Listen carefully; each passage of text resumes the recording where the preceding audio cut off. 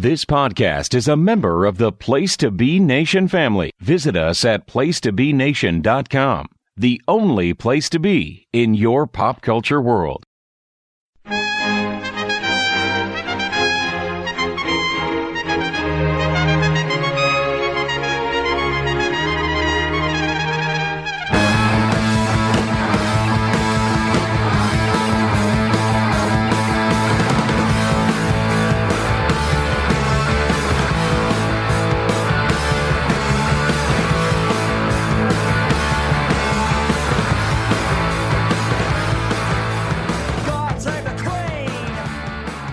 Place to be wrestling fans, welcome back across the pond for episode number 27 of the most consistently inconsistent podcast across all of the quad of pods, the Special Relations. We have another great show lined up for you, for your listening pleasure just today, including but not limited to my recent deep dive into the world of Total Divas. Only joking, as good as Total Divas is, I couldn't convince the boys to join in on that chat. And speaking of the boys, I obviously haven't come alone. Introducing first from Planet Funk, the Naomi to our Cameron, it is, of course, Ben Locke. Ben, how are you? Good evening, Calum. Having only ever watched 5 minutes of Total Divas, I'm going to take that as a compliment. Oh, at least, yes, you should. Well, at least I told you were Naomi, who we all love. Yes, yes. Naomi. Although having gone back to watch the first season of Total Divas, 2013 Naomi, not as good as 2022 Naomi. Well, you know, some people age like fine wine and all that. she certainly has. She has vastly improved from that, almost like a different person. And one thing I need to check before we start program properly, we're definitely in February, right? Definitely in February, yes, just about right. Recording this at the end of February. Should be listening to this at the end of February. This will be a joke for 2 months' time, by the way. This is like a lead in for 2 months' time. This joke will also age like a fine wine as well. When you get there, you'll know. Yes. And of course, we cannot be without the legend of the group, the Natalia Neidhart, if you will. He is, of course, the podcast legend and Natalia's number one fan, Rory McNamara. Rory, good evening. How do you like the Natalia comparison? Good evening, everybody. Well, I was ready to berate you for not making the Natalia comparison, Calum, but I think you know how I would have reacted if not. So you played it very, very wisely there. Just in case everybody you are wondering, during the Royal Rumble, in the unlikely event you watched it, there was a sign there that said Natalia's number one fan. Was that you? with me? Anybody. I don't remember it being run past me first. What can I say? It was. I just. Good evening to everybody else. Yes. Apart from the person with the sign. Apart from that one guy. Good evening to everybody. Apart from that one guy, you're an asshole. I just assumed, Rory, that was you sending a proxy to the Royal Rumble this year, but. If not, I'm sure we can make the rounds. We can ask the WrestleMania road team to keep an eye out in case we need to set the guy straight. What I will say about the Rumble is that Natalia was in there for a long time and a good time.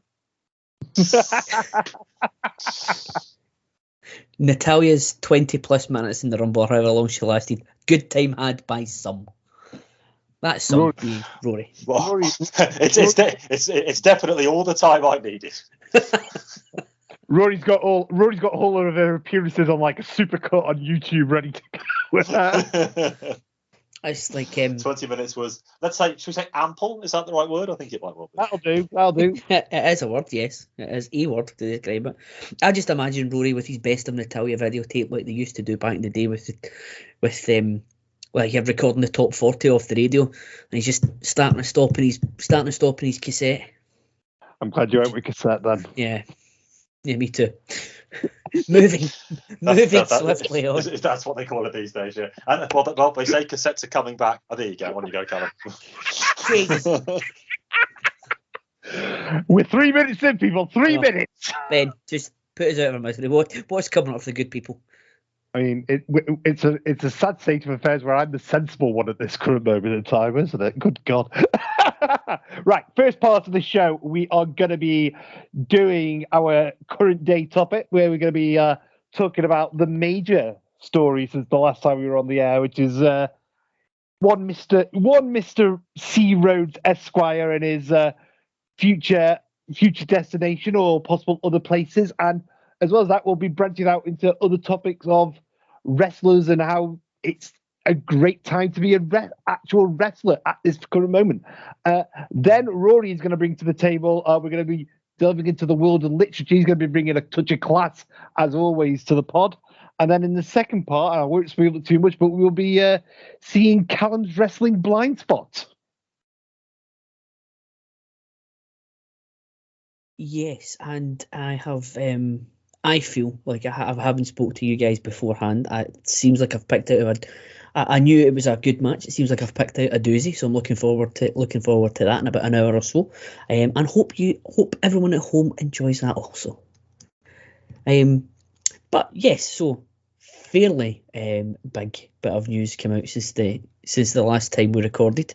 Maybe the second last time we recorded. Yeah, so Ben, you just this is your baby for this month. So why don't you? You've obviously you've spoken about the inspiration of it already. So I'll just hand it straight back to you, volley it back, if you will, and just give us your thoughts on the current state of the union address, shall we say?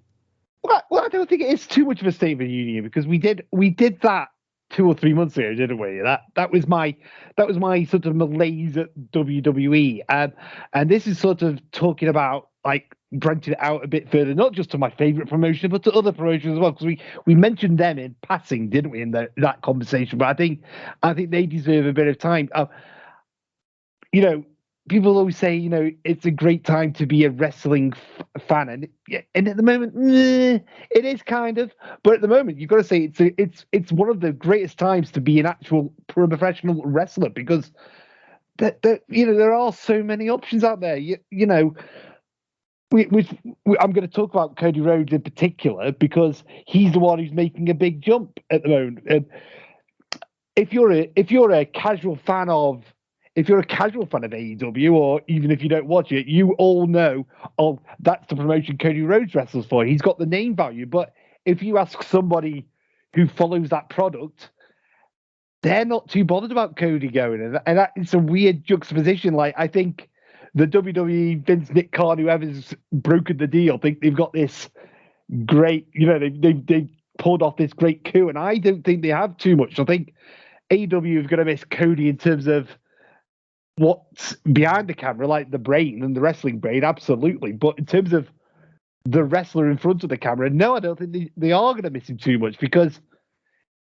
there's a reason why he's not part of the elite. There's a reason why, Kenny, the Young Bucks, don't have anything to do with him. There's this thing called the Codyverse. If anybody follows AEW, and they all know exactly what it is. He's on his island on his own.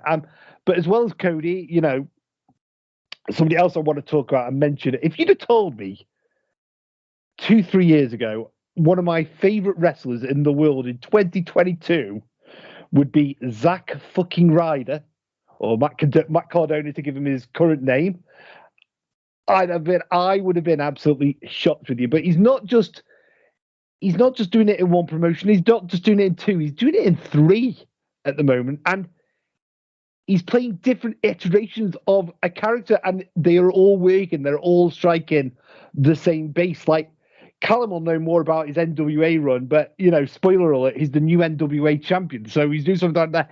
He's one of the most hated heels in Game Changer Wrestling, GCW, at the moment, and he'll probably be the guy to unseat Moxley at whenever they decide to do that match. And in Impact, he's it's a really rubbish name title, don't get me wrong, but he's the digital media champion and all that. But some of the stuff he's doing with Jordan Grace is absolutely fantastic at the moment. And he's a guy who took that leap of faith when he got released, and he didn't just mope and sit around on his laurels. He changed his life, changed his look, changed his whole attitude, and he needs to be applauded for it. And there are so many other examples out there of people who've done that. Like we say, when we talked in October about Ring of Honor folding, and that news broke while we were on the air. And fair play to the wrestlers in Ring of Honor; they haven't just sat back and just thought we're not. We could just sit back and just mope and feel sorry for ourselves. No.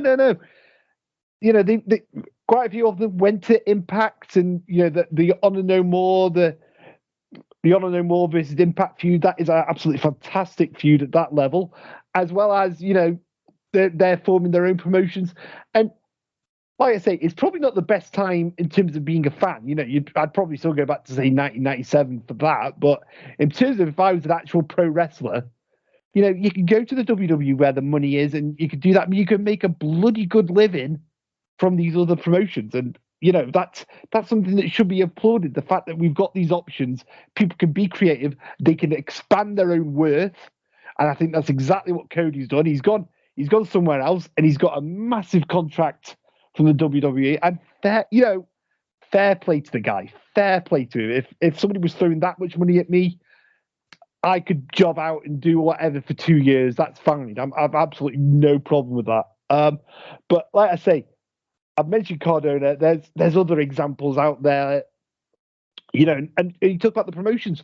The NWA and Impact are doing things perfectly at the moment with less is more. They don't do, this will bring a smile to Rory's face. They've got like the 93, 94 Raw and Superstars look with the arena. You're lucky if there's like 1,000 people in these arenas, but they fill them. The crowd the crowd are noisy as hell. They pop for everything. And that's what you want. You don't want soulless, empty, half-empty, quarter-empty arenas. If you can fill a small arena, do that, because that's going to make your product look different. It makes it sound different. It makes it look, it's like I say, it's such a good time at the moment to be a wrestler, and the creative output that is out there for everybody, that should be harnessed. It should be cherished.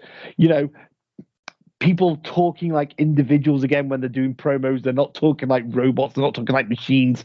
People aren't wrestling the same style of matches anymore. They're doing what they want to do, and I think for us as fans, that's got to be a good thing, right? Oh, definitely. Yeah, I think it's so refreshing that it's absolute. From a fan's perspective, I will get onto the rest of the thing in a minute, but it really is touch of a button stuff now, as we've discussed before. You wanted to watch a Mid-South from May 1985, you can do that. We want to watch the latest GCW Arms and Legs Fest, you could do that, and so on and so forth. Just, you mentioned Zack Ryder there. I think he's a very important person to discuss, because when Zack Ryder did all his YouTube stuff in 2010, 2011, which obviously Vince didn't understand, that ended up him being a complete fall guy during 2012. YouTube at that time, it seems so ridiculous to say now, but was very much in its infancy at that point. It had only been going since about 2006 in any meaningful form, YouTube? Yeah. So it was only about 3 or 4 years old at that point. And we almost take it for granted now, but I think Zack Ryder deserves a lot of credit for being a real trailblazer in that regard, in getting himself over. Okay, the place he happened to be at that time didn't take all too kindly to that sort of thing. But the point stands, and he's still doing it now on a much wider scale in terms of the companies he can actually do this thing for, I think is excellent. And you're absolutely right, Ben. The options are there for wrestlers. Also, as well, I don't think it's much better to be a wrestler now than 20 years ago, is that the atmosphere is so different. With the best will in the world, I'm going to say this, and if this is naivety talking, then do let me know, but I don't think that there are mountains of Colombian marching powder to be found in too many dressing rooms these days. I would like to say that awful thing. People actually talk about it in reverential terms, or when they talk about hazing, just vile stuff like that. It looks like it's pretty much has gone now. I would say initiations are probably no stronger than, I don't know, Jack Wilshere joining Man City and having to sing Ain't No Sunshine for the rest of his teammates. That's probably the level we're at now. Bastard. What else we got? There I am with this conviviality, having a little pop at Jack Wilshere. Always seems like train of thought to bring him up. Yes. Steady yourself. I've got to. For those who don't know, just look it up. I'm not going to tell you. I can't bring myself to. And the business itself is a lot friendlier. I'm sure there's still a little bit of tension in some dressing rooms in the very top promotions. I think that's healthy. But we no longer have situations where people are terrified of losing their spot and the ludicrous lengths they would go to try to keep it. Actually putting people down and stiffing them in the ring and all of that stuff, which again, a lot of wrestling fans, they wanted to see those days back. You know, that famous interview The Undertaker gave a few months ago when he called wrestlers soft these days because all they want to play is video games. That's far, far more healthy pursuit than you got involved in 30 years ago, mate. Okay? And you are a fine one to talk, by the way. You're one of the most responsible people for this. I mean, where I am in the wrestling 20 years ago timeline right now. Woof. There's a reason Undertaker scores highly in the Russo and shittest thing categories every single year.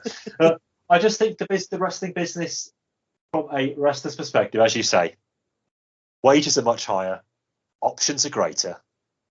The U word is still lurking, and until wrestlers unionize, there are still going to be fundamental problems that will never be shaken off. For what it's worth, on the other side of the coin, I don't think wrestlers ever will unionize. I don't think anybody has got the strength to put their head above the parapet without being dragged back down again. That's the one remaining taboo, really, in pro wrestling. And sad to say, I don't see it being smashed. Although, over the last 25, 30 years, a lot, which was staples for about a century, have gone by the wayside. So maybe, just maybe. But on the whole, Ben, you're absolutely right. And maybe there's hope for us three yet. Well, if the promotions keep popping up, I think that. But do you know what? See the way everything's going. If Braun Strowman and EC3 can make their own promotion, then so can we. I feel like after all the shite that went down with the speaking out movement, I think British wrestling's there for the taking. I was looking up Cage Match for a point I was wanting to make, and I noticed that it was one of ICW's biggest shows of the year happened on Sunday. I couldn't have told you. It was a show that I would go to religiously as well. Couldn't have told you it happened. I don't know half the name that's on it. So guys, it's there for the taking. Special Relations Pro Wrestling coming soon. TSRW, yeah, I like it. Oh yes. And I think we're just going to do a Triple H, and just one of us is just going to be handed the title. Well, we could do that. I was thinking more it would be like a world class type thing where their biggest title is the 6-man tags, but we just never lose them. We become the Von Erichs of the territory. We just never lose them ever. Mustache Mountain came in. Fuck yous. On your bike. Because they're Wolves fans, Rory. I'm doing it for you. I did not know that, really. I didn't know that. I think so. Well, I think one of them's certainly from Wolverhampton. I think Pete Dunne's from Wolverhampton, so I imagine he's a Wolves supporter. Well, Pete Dunne's from Dudley. Is he? Is Tyler Bate from Wolverhampton? Which isn't quite Wolverhampton. Not quite. I always thought Tyler Bate was Bromley. I'm glad to look this up now. You make I'm sure one of those. What have you done? Right, okay. Here we go. Anyway, I also wished, on Rory's point, to balance things up, I wish Jack Wilshere the best in his move to our house. And if anyone doesn't know where our house is in the middle of our street. Hey, there we go. So Tyler Bate was born in Dudley too. There you go. There you go. So we're claiming him. Okay. We're having him. If Glasgow can have Roddy Piper, you can have Mustache Mountain. Yeah, so just to piggyback on something you said, Rory, click of a button stuff. Right, so I went on, as soon as you said that, I went on to our good friends at Cage Match. I'm looking back, so since Saturday, the 19th, you have had Impact had No Surrender. You've had 2 GCW shows. You've had the Elimination Chamber. You've had a AAA show. You've had the NWA.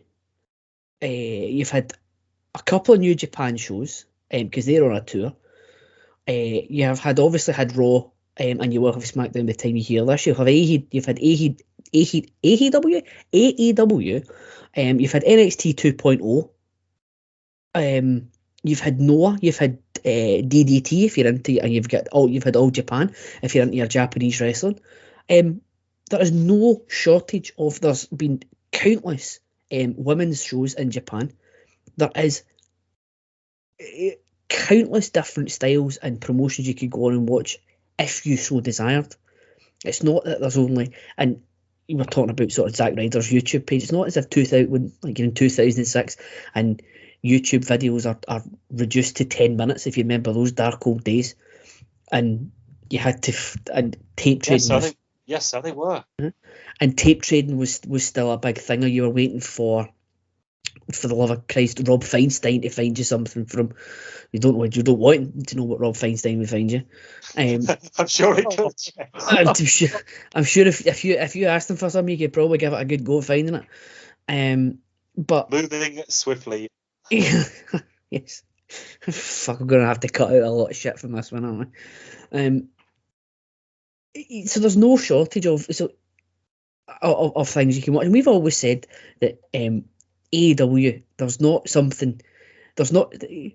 you might not find something, you might not like all of it, but there'll be something in there that you will like. Looking at just this last week, there's been umpteen shows. If you can't find something in there, maybe pro wrestling's not for you, because there's so many different styles in there. That yes, I do think the world is getting smaller in that sort of sense, that there's nothing really out of reach for you to go and find it if you so desire. There's also nothing wrong with if you like watching the WWE every 12 hours a week, 15 hours or 16 hours on a pay-per-view week. That's all you like, fine, more power to you. But there's countless things that you can watch, and on the flip side, there's countless places that these guys can go. Before, if you get Kurt Hawkins got released. I was thinking Zack Ryder get released and then brought back, but that was Kurt Hawkins. But if Zack Ryder had got released 5 years ago, even as little as 5 years ago, you're not very many places that you think you would never have thought he would turn up at GCW. He would have gone to Impact. Absolutely, no doubt about it. Would have gone to Impact. But there's so many different places they can go, and that can only be a good thing. You're seeing guys that are now thinking, is it really worth? Because I don't think when Zack Ryder Zack Ryder did get the sack, didn't he? But you've got guys like FTR who before would have been WWE's the only game in town. They like it or lump it and they stay there. If they want to make money, they stay there.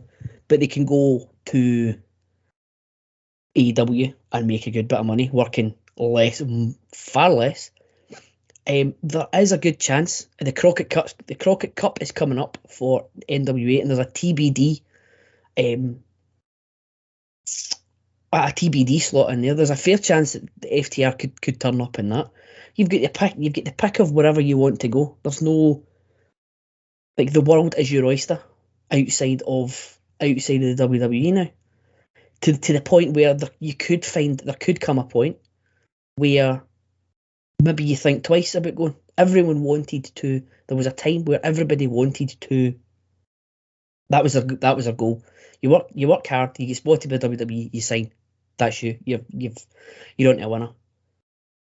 But you might be in a time now where you think twice and go, it's not the be all and end all anymore. I could probably make more money working dark every so often, the occasional Dynamite, then going around the indies and working some money there. You'd show up on Dynamite one time, AEW star, #all elite, and then you can go anywhere you want after that. But Zack Ryder is, to Ben's point, is on an absolute tear just now.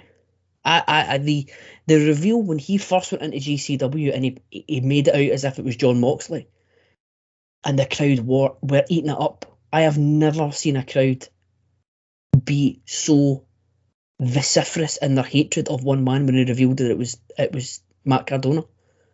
It was unbelievable. and they were throwing stuff in the ring. They were passion in their hatred for that man was brilliant. And ever since then, he's been dressing up like Vince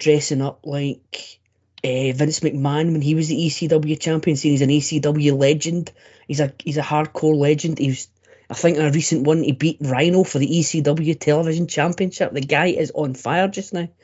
And as soon as, like, when we were watching on Twitch the other for the what was it, Hard Times, the last NWA live watch we did, and Matt Cardona turns up at the end, you're thinking, very, very good bit of business there. And it was only a matter of time. It was a when, not if, he was going to become the world champion. And for to Ben's point, for Zack Ryder to be one of the hottest properties in independent wrestling just now, if you had said that pre-pandemic or pre-AEW, you would have been laughed at.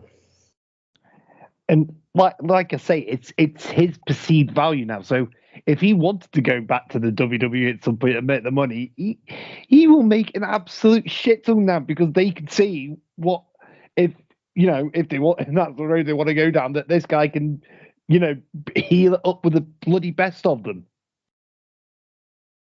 Go to Cody. I mean, we've all been very critical of Tony Khan on this podcast at many times, but when you have a perceived value of yourself and the company's value of you is a lot lower, then it's for me, it's a win-win-win for everybody. It's a win for AEW to get him off the wage book. It's a win for Cody because he gets a shitload ton of money, and it's a win for the WWE because they can say, look, we've just stole one of their vice presidents. So what's going on with that company? So everybody in that situation wins for me. The thing for me about the Cody one was it was the genuine shock that Tony Khan. You get the impression that Tony Khan would sign anybody to keep them all happy. Yeah. But I was genuinely shocked that Tony Khan actually had the ability, I don't even think that's the right word, but to say to Cody, no, you're not as valuable as you think you are, and if you want to go and make the money that you think you're worth, well, by all means, there's the door, wish you well, shake hands, and I might see you somewhere down the road. And again, we're not, as you said, we're not big fans of Tony Khan, but for him to turn around and do that, I think that shows a lot of that shows that he's maybe grown a set, and it's not. These guys aren't the be all. The elite aren't the be all and end all of all elite wrestling. I don't know about the elite. Sorry, Rory. I certainly don't think Cody is the be all and end all. Like I say, there's a reason Kenny's got nothing to do with him. There's a reason the Young Bucks have got nothing to do with him. Well, yeah. Punk's been nowhere near him since his debut. Same with Danielson. MJF hasn't been around him for 2 years. Neither is Jericho. Hangman hasn't been anywhere near him. There's reasons for that. Whether it's him, I think it's more likely to do with his wife, if we're being honest. But you could write that list of main event guys, semi-main, main event upper mid card guys, and if you showed that list to an AEW fan, I will bet 99.9% of them will say, if you could get rid of one person off that list, Cody would be number one with a bullet. And that's a very sad state of affairs when you consider where we were 3 years ago. I think we need to be reasonably charitable to both Tony Khan and Cody Rhodes. And I say that as somebody in the 2 and a bit years we've been doing this program hasn't shared too much charity for either of them, really. Well, they say it begins at home and all that. I think it's very important that I give them the credit they both deserve on this score, because everyone else has talked about Cody Rhodes over the last week. We might as well join in. So just my 2 penneth worth on it. I think it was a very bold move by Tony Khan, because the perception, and it's not entirely an unfair one, is that he had bottomless pockets. And it ties back into your main point, Ben, one I still completely agree with, that you've got so many options as a wrestler now that your bank manager's going to smile as well as you are. But I think it was pretty ballsy of Tony Khan, really, because he's been accused by a lot of people, myself one of them, as bending over backwards to too much of his talent and just coming across like a little kid playing with his real life action figures. I think it's I would say this, but I think in an unguarded moment, people would agree with me. That's not an unfair viewpoint. But here, we're not absolutely certain that it was over money, but the mood music suggested it probably was. And if Cody suggested, I don't know, and I'm completely projecting here, of course I am, 12 million over 4 years or something like that. And Tony Khan said, no, I'm not prepared to pay that. I might be the son of a gazillionaire, but we're still running a business here. For him to say that, which is what I imagine happened, it shouldn't be something that we commend the owner of a company for, but it was the sort of thing that I thought was beyond him. So I'm glad in that respect that he has put his business first rather than his fandom, be it the VP or not. But on the other side of the coin, I think Cody's played a blinder here as well. Because I'm sure he knew in the back of his mind, Ben, the point that you made, that if AEW didn't agree to his terms, which he must have at least had an inkling wasn't going to happen, although given Cody's lack of self-awareness, probably not, then he must have known that Vince was only a carrier pigeon away, because I don't think Vince is on the phone yet. So carrier pigeon. Raven, maybe? Okay. He'd get in contact with him somehow. So he thought, if on the off chance that they refuse my terms here, because I'm still a free agent, look where I can end up. And I know a lot of people are calling Cody Rhodes a hypocrite. And again, I can see where that comes from, but competition is competition and business is business. The first thing you do when you join a new company is you slag off the one you came from. Of course you do. Everybody does that. It's just in the public eye these days. Right, Jack Wilshere, on the other hand, no, sorry, stop. I will not have a bad word said about Jack Wilshere. He's one of our own. Look, he's the finest hospital patient who just happened to play a bit of football that this country has ever produced. Let's get it right. Come on. He is an advert for our National Health Service if there ever was one, and he should be commended as such. I would take Jack Wilshere over Jack Grealish, but that's a whole other story. I didn't even know that. I didn't. Well done. It's taken you 6 months, Rory, but I'm glad that you could finally utter those two words back to back. That's growth, bro.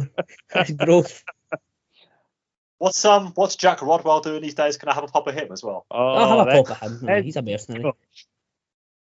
There's another guy that whose worth is higher than it actually is. Yeah, sorry, I will finish this point, of course. Yeah, Cody has said, okay, you turned it down, but look where I can go now. And yes, I badmouthed him in the past, but who fucking hasn't? I'm sure even somebody like Chris Jericho, who has gone on the record and said that he would retire in the WWE. Now, he can, the week we record this, mock them for being a sports entertainment company down the road when they're in Connecticut. There's not a shred of doubt in my mind he'll turn up in the E to completely finish his career in about 2 years' time when his contract expires. And that's fine. That's okay. And it's the same the other way as well. Like, I wasn't too precious about Miro when he cut his Vince McMahon can kiss my ass promo when he joined AEW. No, that's what people do. The fact that Bryan Danielson didn't is a bit of an outlier, and the fact that he's a Dave Grohl of pro wrestling, as we've said on this before, means he is a special case. But just coming back to the main point, there's going to be a lot more jumping ship from either way that we would have thought even just 4 to 6 months ago, because Tony Khan, to his credit, has put a line in the sand, and so he's not just going to give you all the bangles and baubles you want and take it or leave it. And that makes it very, very exciting for fans over the next couple of years' time. There's going to be a lot more back and forth, or a lot more back and forth, such as Cody, than more people would have thought recently, and I'm very, very interested by it. I've always said, and I know people think I'm this AEW, but we've actually only ever spoke about maybe 2 or 3 times. Somebody would say 200 or 300, but it genuinely is 2 or 3 times. And I've always said the biggest strength and the biggest weakness of that company is that roster, because it's that deep because Tony said, I'm not going to fire anybody during the pandemic. And he doesn't. What he does is he lets people's contracts roll over and you sign that deal that's on the table, basically. Like you say, Rory says, he's running it now as a business. It's not his personal playground, his personal plaything. And it's going to be, it's going to be a good thing. I mean, okay, gents, here's a quick question for it. What are we predicting Cody's first match is going to be? I think I've told you guys off the air what I think it's going to be, but what do you think? Yeah, see, I've got back and forth on this. I'm wondering if they might hold him back for the day after WrestleMania, because that hasn't been a thing for a few years for various reasons. I wonder if they might just do that, whether it be a run-in or a promo. I'm not sure, but it wouldn't shock me if we don't see him until after Mania.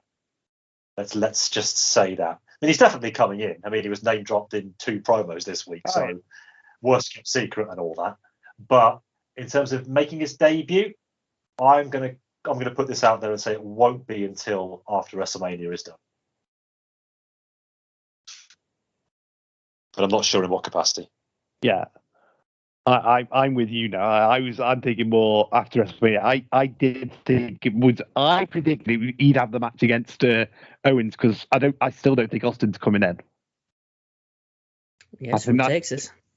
Yeah, Cody is. Cody. Yeah. Well, no. Cody wasn't born in Texas, but his family is obviously greatly associated with Texas. Oh, he's the son of a plumber. He's the son of the son of a plumber.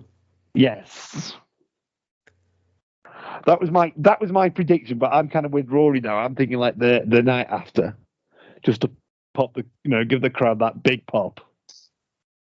Yeah, and it automatically makes him seem like an even bigger name, and that's not a criticism of him, by the way, either. Yeah. If he's the big re-debut or big debut/re-debut after Mania, the Raw after Mania, that automatically puts him up another couple of notches in front of a crowd who will be.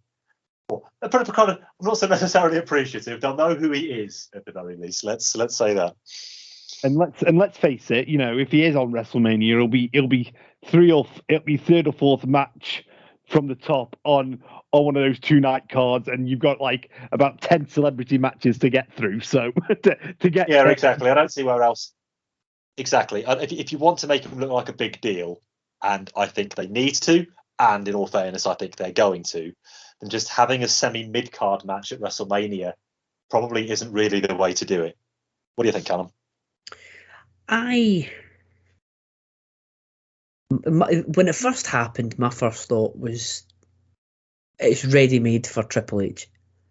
However, now that the dust is settled, Triple H is obviously got his health issues to worry about, and there is I think he's been told he outright can't wrestle now. Triple H. I was going to say there could very well be. It wouldn't surprise me if he has been told outright that that's him finished. I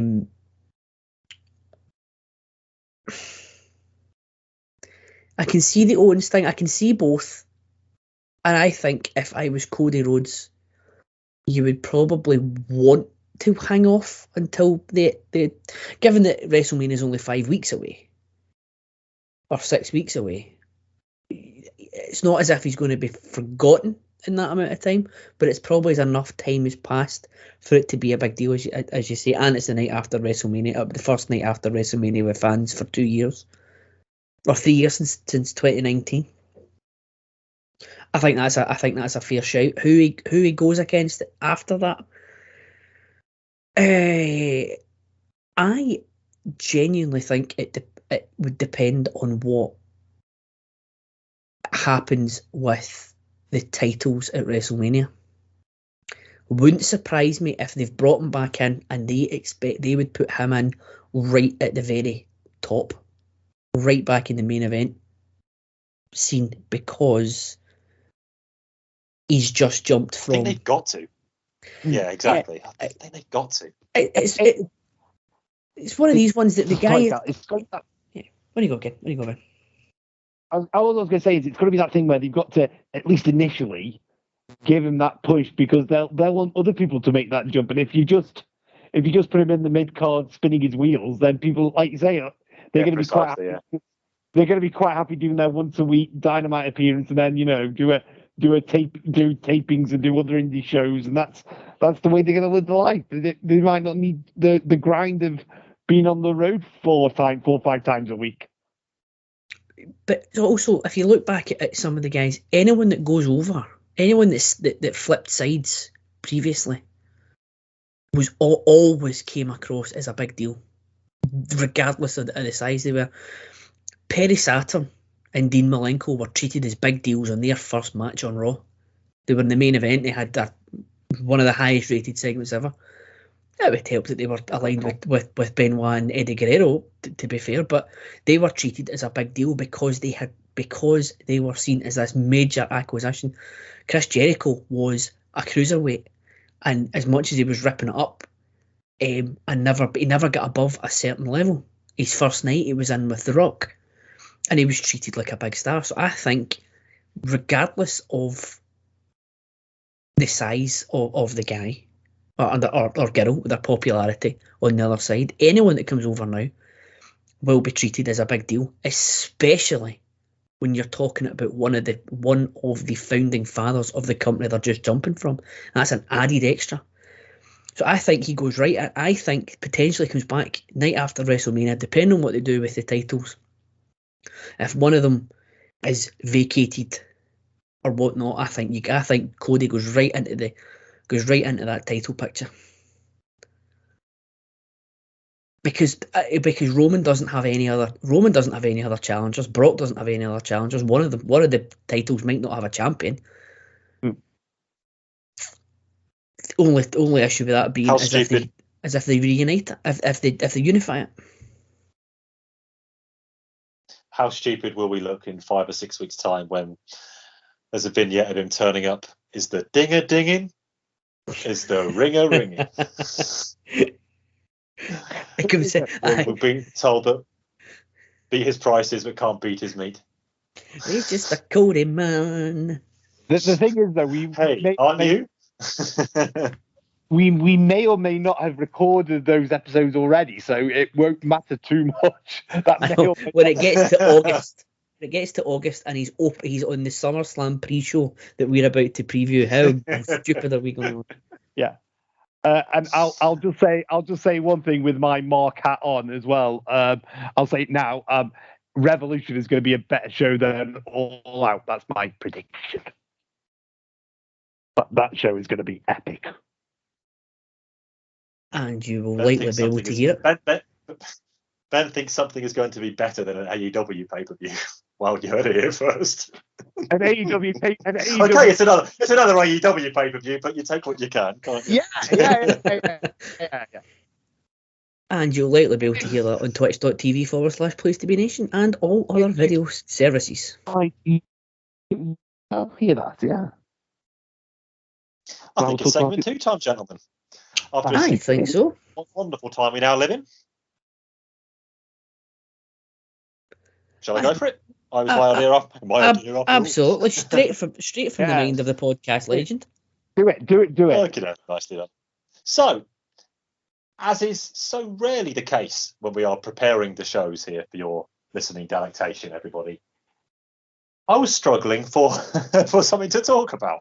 It's not as if just a few hours before recording we send each other desperate messages on Skype saying, so what are we discussing today? Anything like that. Is it, gentlemen? Just a pure flight of fancy for me to even mention it. That never happens. Never. The height of professionalism on this podcast only. But pure hen's teeth moment today. I was stuck for inspiration. So I was looking around my room here and I cast my eyes upon my bookcase. And of course, everybody, yes, the bookcase is the first thing you can see when I'm on a Zoom call. First rule. Ding. I thought, why don't we have a nice little discussion about our favourite pro wrestling books, or indeed our least favourite, because that's a bit of fun too. We've talked about DVDs. We haven't really talked about books yet. And of course, I don't think even Calum will be able to find a way in the next 20 minutes of discussing the Shawn Michaels from the Bolt DVD whilst talking about books. I think I am probably underselling him right now. So why don't I throw to him first anyway to get it out of the way. Calum, why don't you tell us some of your favourite pro wrestling reading material, if you would, please? Well, Yes, unfortunately, there was no accompanying book with Shawn Michaels From the Vault DVD, digital versatile disc. How if there was, I mean, because the DVD just tells you all the story you need. Um, there was actually a few. I'm not a big reader, not a big book person. So, as I said to the guys earlier, wrestling tends to be my primary genre. The first one that immediately came to mind was the Eddie Guerrero autobiography, which is, for those who haven't read it, is um, excellent. It is quite funny. It is equally heartbreaking. Even more heartbreaking when the first time I read it was April of 2006. So about 6-7 months after Eddie passed. It's a fantastic read. It goes through in grim detail. It goes through obviously him growing up and having the wrestling ring out in the back garden, and how he get into the business, watching his brothers, watching his dad. Goes through a good bit. I think there's at least one full chapter on the tag team with Art Barr, and obviously the story about that. But it goes into grim detail about how the car crash that he had in, was it 98, 99 time, that almost killed him. And the effect that it had on him, had on his family. It was knowing what happened at the time, and then knowing what happened sort of just before I was reading that book. It was more heartbreaking seeing this, because it was a story. It was about how sort of it was his redemption story, and how he had rebuilt himself. And reading that after he passed was absolutely heartbreaking. But it's fantastic. I would highly recommend it to anyone who hasn't read it to find it. I don't know if it's on audiobook, where again, not a big reader, tend to get all my books from audio, but I did actually read this one hardcover, back to front to back. Anyone who hasn't, it's not always talked about in the sort of the same terms as your Mick Foley's or Chris Jericho's or the ones like that, but certainly I would highly recommend going reading the Eddie Guerrero autobiography. Cheating Death, Stealing Life, the Eddie Guerrero story I believe is the name of it. So yes, 100%, it gets the Calum seal of approval on that one. Let's have some of your faves. So Callum's mentioned the Foley book, and I personally think that is always the right answer. The first Foley book. It's not just a great wrestling book. It's not just a great it's one of the greatest autobiographies you'll ever read. That's a book right there where that should be turned into a film. It's not even a question. And just, it's some of the stuff that you did know, and then there's other stuff that you didn't, and it's just the way that Mick comes across to this. What, as a proper human being, a proper nice guy. He's just, who's done the right thing, won the big one, and it's a wonderful life. It's life affirming in a lot of ways. How he went from, bottom of the gutter at the, sleeping in his car at the wrestling school to heavyweight champion of the world, and every step in between. And the books become sort of like diminishing returns after the second one. Foley is good as a great book, but after that, if you don't read any of the others, that's fine. Jericho's are also very good. It's the whole thing. Jericho's books are a bit more. You can just tell the confidence. He's better at the actual writing of a book, but Foley tells the much better stories. Like comes across more, but the natural wit, the comedy. They can be serious, both of them, when they want to be. As far as like reference books are concerned, I love the Death of WCW book, the Brian Alvarez book, and Artie Reynolds and the books that they did, the WrestleCrap book, the Book of Lists as well. That's fantastic. Such a fun, bright, breezy read. It's one of those you can just pick up and just throw back down at any point. I also love the book Nitro. I don't know if any of you guys have read that. That goes through more of the business side of like WCW and how things And up as far as worst books is concerned, wrestling books, that one's quite easy. And mine would be the Hulk Hogan WWE hatchet job from about Rory will probably know about 2003, 2004. You know, the one when it was around when he first came back. Yeah, Andre's the one where he's claiming Andre's like £700-800. He saved the world. It's just typical Hogan bullshit. And like clearly the ghostwriter has no interest in wrestling because he's just let him go and say what he wants, and it's just the pits. But those are some of my favourites anyway. Breaking news on the podcast, everybody.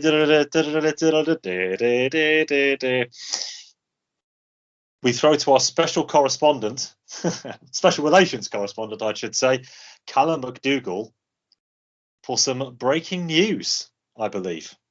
So new, I haven't even validated it myself, but Calum McDougall and reputable source go together like peanut butter and jam. Calum, what have you got for us? I don't think he can hear us, Ben. He's on mute. Has he put the earpiece in? Sorry, I was rushing back to the news desk there. I'm just off the phone, just corroborating. Shuffling your papers. There you go. Yes. So after I'm like that guy. Hang on, wait. The yellow ticker's on the screen. Now you can say it. There we go. Breaking news, yes. It was one of these ones that do you remember? I was a couple of years ago. The BBC guy who forgot he was going to be on. He was standing in front of the wrong camera and sprinted across the studio.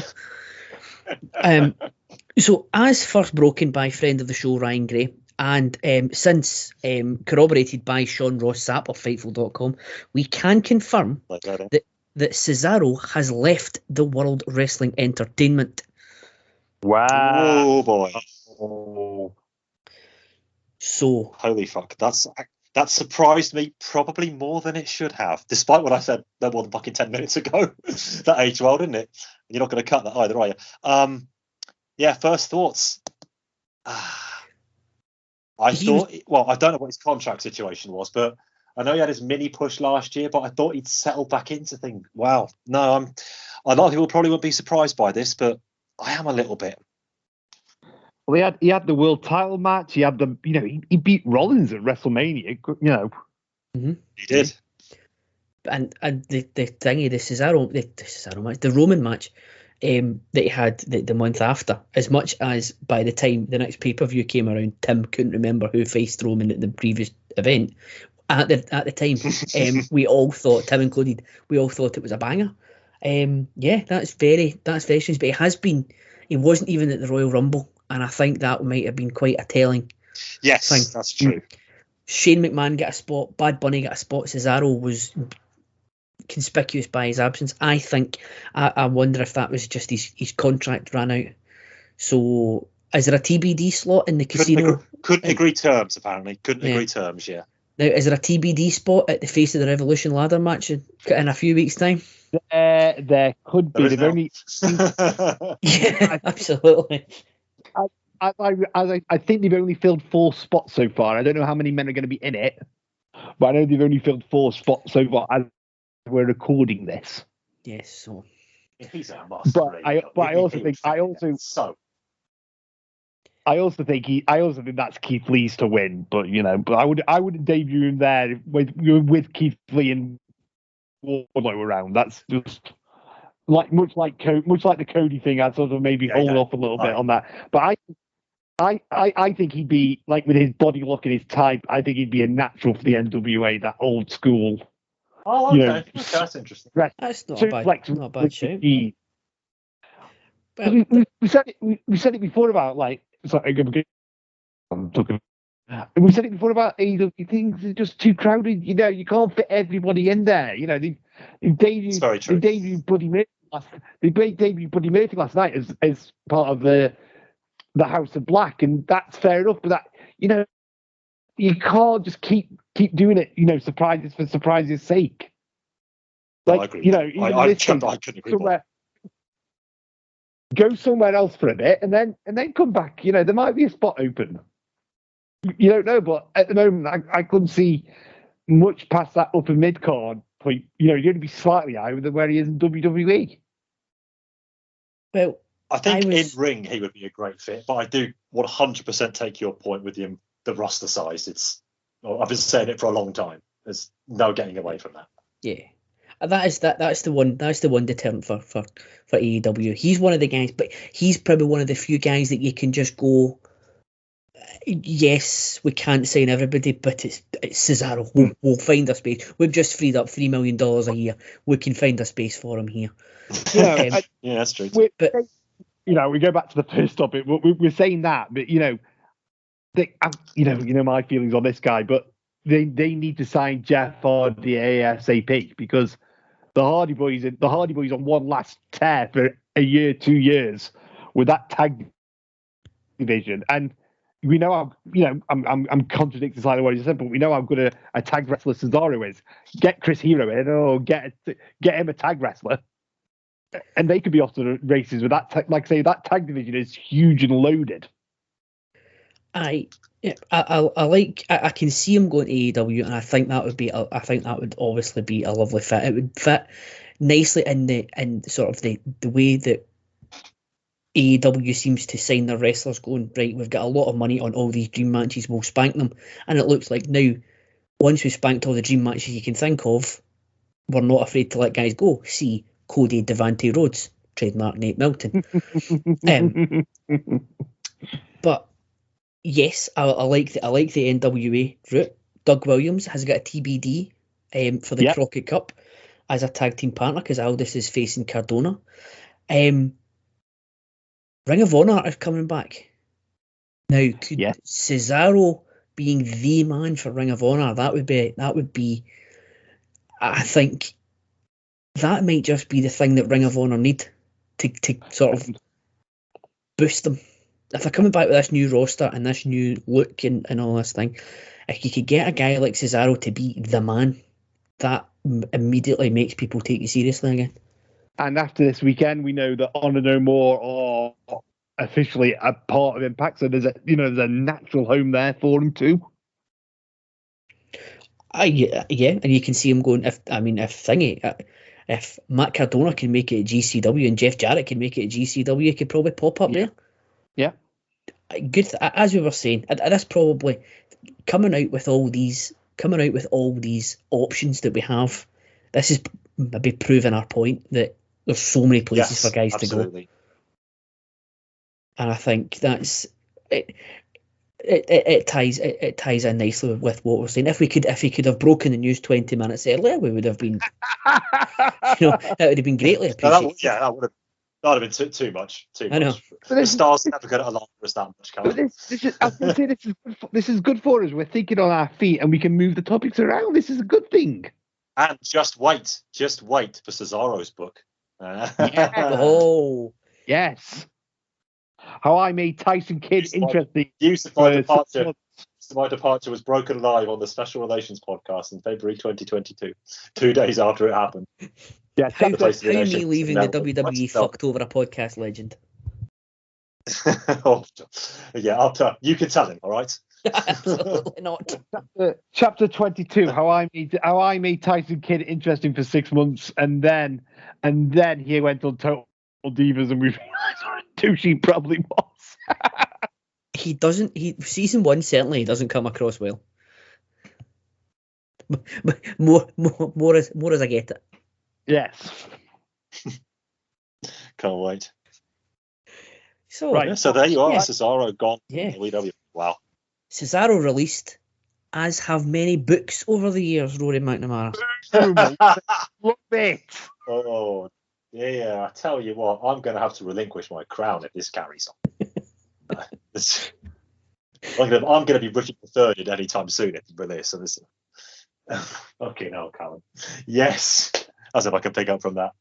Where were we? Yeah, great wrestling books. In fact, I'm going to ease myself into it by talking about some crap ones. Anybody put themselves through Austin's book? No. Fucking shit, isn't it? No. Awful. He glosses over everything, barely goes into any detail whatsoever. He writes it. Well, it's not. Okay. I was about to say he writes it in character. I don't want people to get the wrong idea. I don't mean it's a kayfabe book, but he writes it in the voice of Stone Cold Steve Austin, if that makes any sense. I mean, very literally at times. Dropping G's off sentences and hell yearing, and it's pretty unseemly. Let alone the fact he goes into barely any detail about anything. And the only thing I can really remember, other than remembering hating it, the only specific at the end is in the postscript where he says how much he hates women's wrestling. Oh, Doesn't think they should be doing things like, and I quote, headlocks and fez presses. So there you go. That was 2004. As some of his best episodes now of Broken Skull sessions have been with the Four Horsewomen. Quite. You think Becky would have been the person to bring that one up to him? I should say that is a fantastic. Check it out, anybody. Broken Skull sessions, Austin, Becky Lynch could well be the best one. Absolutely astounding stuff. Becky's just a star in every way. The way she carries herself. She's brilliant and she knows it. And quite fucking right too. Anyway, the Rock's book is also fucking dreadful. You read that one? No, but I have. Get hits that one New York Times after Mick Foley did. Just rubbish, absolute crap. But the Rock's one was. Is the Rock's one not like ghostwritten, and it's not? It's an autobiography, but it's very much fictional as well. Yeah, I can't quite remember. There's which again, unlike Austin's, which was written in a character, there's some of Rock's which are outright fictional in his book. I can't quite remember, but probably made it into episode 1 of Young Rock or whatever it's called. It's probably the first draft of that script. Yes, don't go there. But let's talk about some of the best. Go on, Ben. I was going to say, I'm sure. I thought you were going to mention it, but we've got to talk about China's book if we're talking about whole like 2004 run of books. It's like everybody followed Foley on, and they were just rubbish. Not everybody's got a good story. Not everybody's got a good story to tell. No. If Lita had written one a bit later than 2001, I might have been interested, but definitely not then. Well, a very similar topic. Don't sleep on that one. Edge's first book is good, but that needs an update too. Written up to 2004, so the things it misses out quite is extraordinary. But whatever. I really like this. You can tell that you can tell that he wrote it himself, and it's in his own voice, and it's all the better for it. But it needs an update.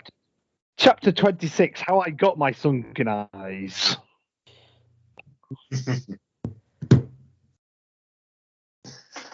Brett's book is a long read, and it's Calum. I don't know if you've read it or not, but everything you say about Brett could easily have been formulated from reading that book, if you know what I mean. But despite all that, it has my highest recommendation. Austin's book scrimps on the detail. Brett, it's minute. You can tell that he kept audio diaries for 25 years. Everything you could want him to talk about, and a fair few things you wouldn't, he is there. Line by line, word by word, and you feel like you've lived it along with him. And it's not, especially, no, he's not. You couldn't call the boy a Johnny Chuckle Trousers. He's no great raconteur. He just tells you stories of what he thinks about them for 650 pages. But for me, as an unabashed Brett Mark, that's all I want. And if you haven't read that one, set aside the time and do so. But yes, for me, the absolute gold standard, Mick Foley, Have a Nice Day. I remember that came out here in the UK in about February 2000, and it got glowing reviews from Power Slam and the tabloids who covered wrestling, The Mirror, The People, all of that. It got a 5 out of 5 review in The Observer. Wow. Because I remember my mum telling me, oh, that Rest of Mankind, he's written a book and they really like it in The Observer. I had a look at the review, 5 out of 5. Praising how well written it was and that this guy's an out-and-out author, and they weren't wrong. And hilarious, sad, touching, self-deprecating, the best. And as you say, it led to a whole lot of shite that came after it. Just very quickly as well, Foley is Good is half a great book. When he's just catching up from Have a Nice Day, i.e. talking about his in-ring stuff from early 99 to the end of the beginning of 2000 and his Commissioner role just feels like an addendum to the previous book. No criticism. Again, so well written. Talks about the highs, talks about the lows. Excellent. Sadly, he takes up a lot of Foley is Good actually talking about Have a Nice Day. I think there are 2 or 3 chapters where he's talking about when it was used in some court case or another, and talking about how he wrote the book. And I don't really need to know that. A Foley is Good could have been 150 pages shorter, and it would have been right up there. I think, and if you're just interested in Foley's in-ring career, as primarily I am, then his second book, just as essential as Have a Nice Day. But for me, as you hinted at there, Ben, his first book almost goes beyond wrestling, despite being 99.8% about wrestling. It's a fantastically authored piece of work. It's a world-class autobiography by any standard, by any person. Foley is Good is an excellent wrestling book. And then you've got the Hardcore Diaries, which is just purling over Melina for 300 pages and diminishing returns and something like that. But Have a Nice Day is the one. And I think as I'm going to have a lot of free time, well, not necessarily free time, but a lot of awake time in the evenings in a couple of months, where I'm going to need to read to try to keep myself awake, although somebody will be doing a very good job of that as well in this dwelling, I might well return to Have a Nice Day. Not exactly a hot take, but still the one, in my opinion. I've never read Have a Nice Day. I really should. I think it's one of these things that I should. But as I said, paperback on eBay, £2.50. £2.50. Right in there. I remember. Do you guys remember one of his later ones? Was it Road to Lockdown? Where Yes, the WWE, they didn't publish it, but they advertised it, and it was all about, as you can imagine, the Road to Lockdown, about his TNA run before he won the World Championship, which I found hilarious. The WWE were piling money into this. Before I went on holiday a couple of years ago, got myself an Audible membership. It gives you your one free audiobook a month, and I've built up quite the collection of wrestling audiobooks. The Death of WCW is one, as mentioned. The Titan series. Titan Sinking, Titan Shattered, Titan Screwed I've got here, all fantastic. Also would recommend the author Tim Hornbaker, if you guys have heard of him. He does, it's more like historical one, so there's a Death of the Territories one, which I had an audiobook, which was basically McMahon taking over, and the history of the NWA, which are fascinating, if not long reads, but they're quite good if that's your bag. But I also I wish I hadn't now, but there was one that I downloaded, and it's actually on my Kindle app if you indulge me to try and find it, and it was basically just Wrestling Babylon, that's what it was, by Irvin Muchnick, and it's a hatchet job of anything that the WWE have ever done. The guy is not a wrestling fan, and he makes no bones about that he's not a wrestling fan. It just goes into the sordid parts, and it's basically about the Jimmy Snooker thing and all the steroid scandal and stuff like that. But that's one of the worst ones I've read. Outside of the ring, but in book form. Yeah, pretty much. Yeah. The guy Chris Charlton, who is the New Japan, one of the English guy that does the New Japan English commentary with Kevin Kelly, has written a couple of good books on the history of New Japan and wrestling at the Tokyo Dome, which are quite good as well. I'm not a huge Japanese wrestling fan myself, but the books are quite good. And of course, it would be remiss on the Kindle library I've got here, volumes 1, 2, and 3 of the Place to Be Nation Kindle books, which is basically the guys they've written pieces from way back when on the message board and on Graham and Landy's site in ebook form. So I need to put that out there. I wonder if you can still get them. I can't remember where I actually got them. I don't know if they were on Amazon or whatnot. But yeah, interesting reads if you want to hear from OG Place to Be Nation before the site, before even the podcast started. And bringing it back to me, that's thumbs up, cheap pop, we've done it. Absolutely. But the thing with the Foley one, and I think what separates it from the other autobiographies and wrestling books, it's the story of this guy, and he just happens to be a wrestler. Like anybody could pick that book up, and we're probably dying for that last half of the book where he's talking about, how WCW is and ECW and all that bit. It's a genuine addictive book. Like the whole journey through, the first sort of third of the book is his, being this awkward teenager through high school and all that, and then he tells the story about how he met Colette and the love of theme parks and all and that kind of thing, and you have this warmth and love for the guy, and the wrestling stories are almost secondary to a point. Like I say, it just happens to be about wrestling. That's what differentiates it from all the other autobiographies. I can still quote swathes of that book. Her first words, Colette's first words to Foley were, "Where did you get the name Captain Jack?"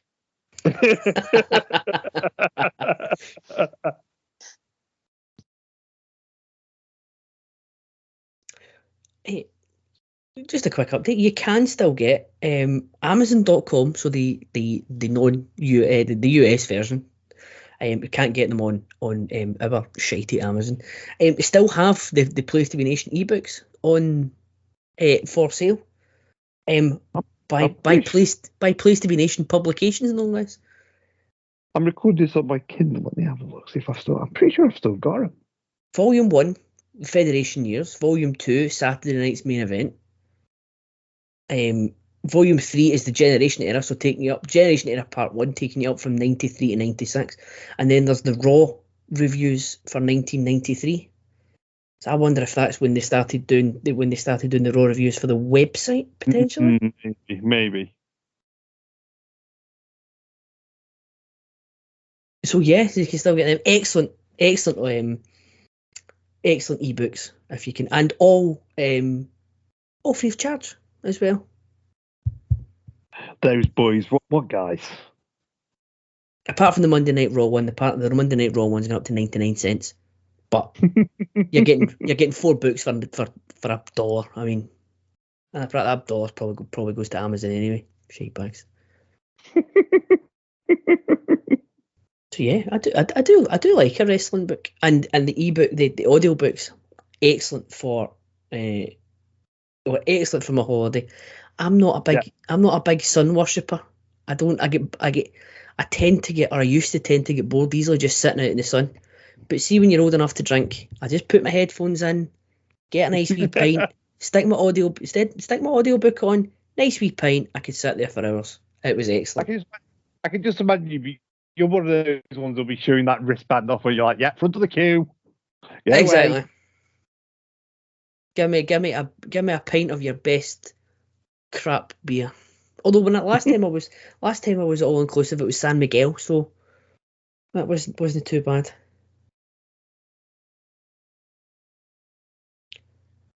So is there any other ones, gents, that we've got that are good, bad, or indifferent before we move on? I think we've covered most of the big hitters. I think we have some of the big hitters, some of the rot, the bottom of the barrel that we've got as well. I do want to read the. Go on. No, I was going to say I do like. I am. Go on, Rory. You talk better. You. Fucking seamless. All I was going to say is I like some of the like the Arnold Furious and James Dixon, like the video guys that they do. So if you Oh guys, yeah, they you were know, great. They were fantastic. and the raw files, those kind of books. I love things like that. Like you say, same with the PTB books. Just so easy. You can pick it up. You can just read a couple of chapters and put it down again. I like those ones as well. Yeah, I've still got those on my Kindle viewer on my phone. I've still got those books on there. The raw files from '93 all the way up to about 2000, I think. Mm. I really want to reread. I am going to, on your recommendation, check out the Eddie book because I haven't, much to my shame. And also, I want to read the Terry Funk and Bob Backlund books, and maybe the Bob Holly one as well. Of all people, I've heard good things about that.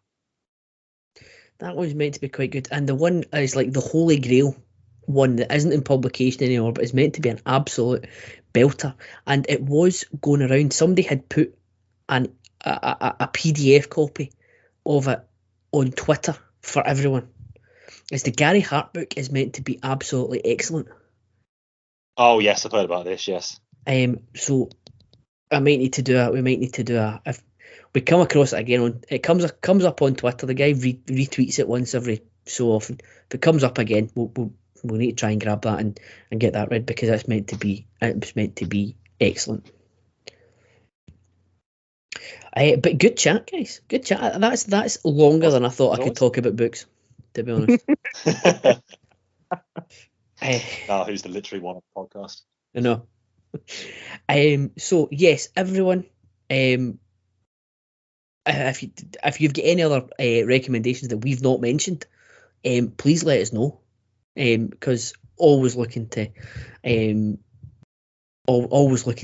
hear from our adoring fans, and always obviously Amazon.com. Get the Place to Be Nation ebooks downloaded onto the Kindle or the Kindle app on your smartphone. They do not have there's no physical copy, but there is a handy ebook copy for everyone there and free of charge, as we said. So, in fact, do you know what? I think that's probably a good time. Just come to my brain. Do it just now. We'll go for a break just now. Give you time to do it. Come back. The other side of the break, you better have downloaded them. I'm that's not a threat. I'm just saying it's a forceful recommendation. So whilst you do that, we'll go and flick the kettle on, and we will see you on the other side for the blind spot.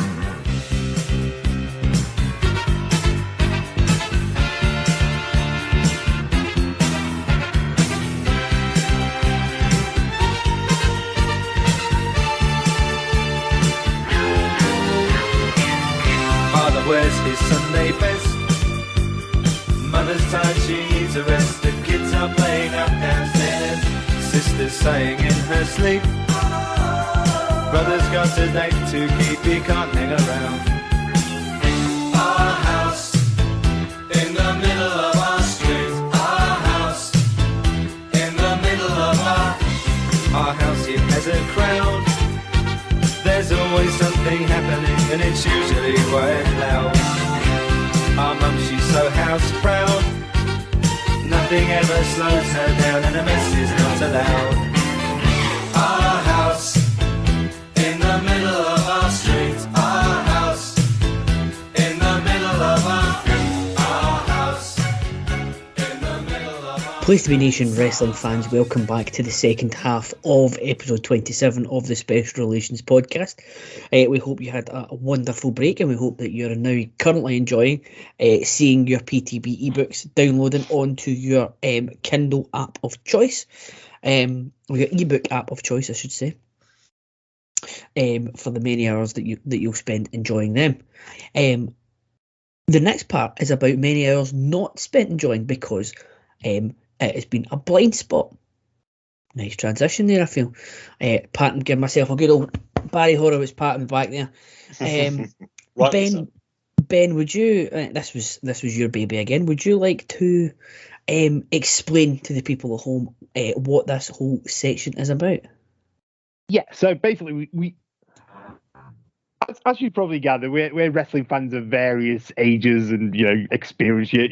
So we tend to be sort of WWE centric on this show, but there's certain areas on like Rory said in the first part of the show. Everything's click of a button now. So there are certain things that we haven't seen or we're not as familiar with as we should be, and whether it's for influence's sake or conversation's sake, like Calum in the last part said he's never read Have a Nice Day. Well, there's other things that we haven't seen or haven't read or haven't watched, and this was our way of redeeming ourselves, I think, or not, as the case may be. Yes, it was a spiffing idea. Ben, we looked at last month your blind spot, which has been near recent, semi-recent WWE. To the shock of absolutely nobody, it's current day WWE. Yes, and we watched the excellent AJ Styles versus Daniel Bryan WWE Championship match from the Royal Rumble 2019. Yes. The inferior stadium show for the Royal Rumble. Obviously, everyone's favourite is the Royal Rumble 2020 for obvious reasons. But this month, we are doing my blind spot. Now, there was a few things I was going to go through. Previously, it would have been old school NWA, but I didn't want to touch that because of crock and roll purposes. There has been, and there was just a couple of other things to dive into the territories, and then you think, what is there to choose? And I thought one big one that I've got a big blind spot for is ECW. So, seen all the big moments from Mick Foley's DVD, the rise and fall of ECW DVD, know everything, all the big stuff that's happened. But for a lot of the stuff I have never seen before. To come to the conclusion of the match I was watching today, which we're watching tonight, I looked at the good friends at Cage match just to see what everyone deemed is the best match in ECW history of. I don't know how I never came to this one myself. We are watching from Big Ass Extreme Bash 1996, the only 5-star match in ECW history. It is Juventud Guerrera against Rey Mysterio Jr. in a 2 out of 3 falls match. Sounds good What to a me. choice! What a choice! Yes. It's like the only Wrestling Observer 5-star ECW match. Yeah, Let's there- clarify that. Yes. There is another one that we'll talk about as we go. Yes, I believe. Well, there's another one that's pretty damn close, not long after this one, involving one of the competitors in the match, no less. Indeed.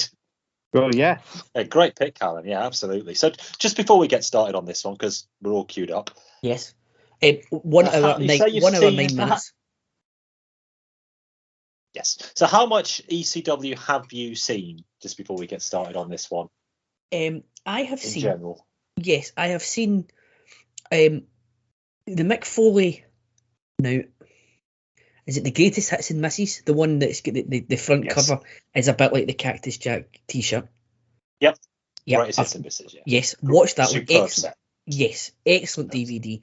And the one I watched, the one I watched the most was the ECW one. So I've seen all the ones from there. I've seen the rise and fall of ECW, and all sort of the key matches on there, and a couple of other ones from here and there. But I have never taken the time to religiously watch ECW. There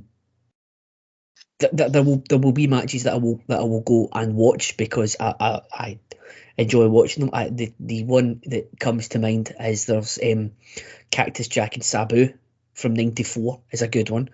There is a tag match. I want to say it's definitely during the anti-hardcore run that Foley does, and I want to say it's Dreamer and Funk against Cactus and Raven. I believe it is. It's definitely Dreamer and Funk against Cactus and someone. November to Remember 95. Is that November to Remember? Right. So there's matches that I can pick out and I'll go and watch, but seeing some of the matches, I've seen matches that I probably should have from ECW is just very lacking. I also did watch when the network first started. They first started dropping ECW. I watched the first 4 episodes of Hardcore TV, and my God, they could not be more diametrically opposed to the height of ECW we get 2 years later. I'd go as far to say as early ECW, 93 ECW as close to unwatchable as you could ever likely want to get. Oh. I would say Oh. there's a reason I started my chrono watch in early '94. Let's just say. Yeah, that's probably a good shout. For every Terry Funk and Eddie Gilbert you've also got Sal Balomo and Stevie Wonderful. Rockin' Rebel, Rockin' Rebel, oh my god, yes. who has now been Ben Ward from the WWE Network. Okay, quite rightly so. Was that not another, going off topic again, was that not another eye opener for Jenny? She liked him till she found out he was like very Benoit like. Well, she knows how to pick him, doesn't she, Jenny? You know, she She was the does. Harris brothers for a while. She did. I still love you, Jenny. You don't want to like the Rock and Love- Rebel. Why? Is he a Nazi? No, not this one. However, No, yes. I think my ECW. I'm only slightly ahead of you, Calum, because I've only really watched the pay-per-views. I'm not done. I've always meant to have done the hardcore TV like chrono watch thing, but I've only ever done the pay-per-views. Rory might remember better than me, but the only ECW TV we got at the time, I'm pretty sure, was the TNN show on Bravo. Yeah, which I didn't watch. I'll be honest, Yeah. I didn't even know that was a thing until about 2 or 3 years ago. So I was definitely not watching on Bravo. Well, I had access to Bravo, but I used that to watch, shall we say, other things of a late night variety. Is that a fair thing to say at this point? I think we know what. Extreme Championship Wrestling was not one of them at that point. Extreme something else was right enough. Something Philadelphia. That was my experience, and it was one of those things like you always feel bad because you hear about the influence and all that, and you can see it, and like you say, you watch these matches on some of the other sets, and you should go back and do it, but you just never do for some reason. Yeah, I think, we'll get into it when we watch this match. I think with ECW, and I've watched a fair bit of it for wrestling 20 years ago, Lacey is obviously the doyen of hardcore, and I wouldn't try to wrest that crown away from him. I'm happy with the one I've got anyway. But I have seen a lot in my wrestling 20 years ago travels, and a lot of it has aged extremely badly. It's very, very 90s. In the same way as things like, something I mentioned off air, Don't Forget Your Toothbrush was very, very 90s, or Loaded was very, very 90s, or The Girly Show was very, very 90s. I'd probably put ECW in that category. There aren't too many people apart from Rockin' Rebel when I watch ECW, but I find myself saying, "What a wanker, what a wanker." Yes, it's taken me 2.5 years to get a Girly Show reference on this show, so I'm going to do it twice in 10 seconds. Anyway, one thing that still shines through the screen for ECW whenever I watch it now is the spirit of the thing. They were all in this together, to use a very hackneyed phrase, but they knew what they were, they knew what they had, perhaps most importantly, they knew what they didn't have. And there were a lot of very important things, rubber fingers together, that they didn't have. But in as much as the content in 2022, no, if you're watching it from behind the sofa, you're probably watching it too closely. But everybody involved, from the cleaning team, whatever job they did, upwards in ECW, all the way to Heyman, they knew their role and they all mucked in. And I don't just mean in the way that you had Tommy Dreamer mailing T-shirts and all of that slightly over romanticized stuff. I mean, to try to build themselves as a wrestling company. They knew what they were up against. They were very aware of their flaws as well. But as Paul Heyman always himself said, accentuate the positive, hide the negative. And I think the very best of ECW, which for me nowadays is 95% worth their very best matches, of which the one we're about to watch is definitely in that category, still very much stands up. It was very of its time. There's no denying that. I think some of the reasons why personally I have not got round to watching ECW is because of stuff like the network, So it's excellent knowing that everything's there on your fingertips, but there's also the thing in the back of your mind going, I don't need to do that just now. It will always be there. I'll get to it eventually. And here we are. What's that now? 7 years into the network, if I'm right in saying. We're getting there. We're finally getting there, but 7 years into the network, I've never gone to do it. So I've been telling myself 7 years. For 7 years, I'll get round to it. So yes, looking forward to it. And I must say, and not saying this purely because of present company, but a lot of the ECW knowledge I have comes from listening to wrestling 20 years ago, because obviously they do it in nice monthly chunks.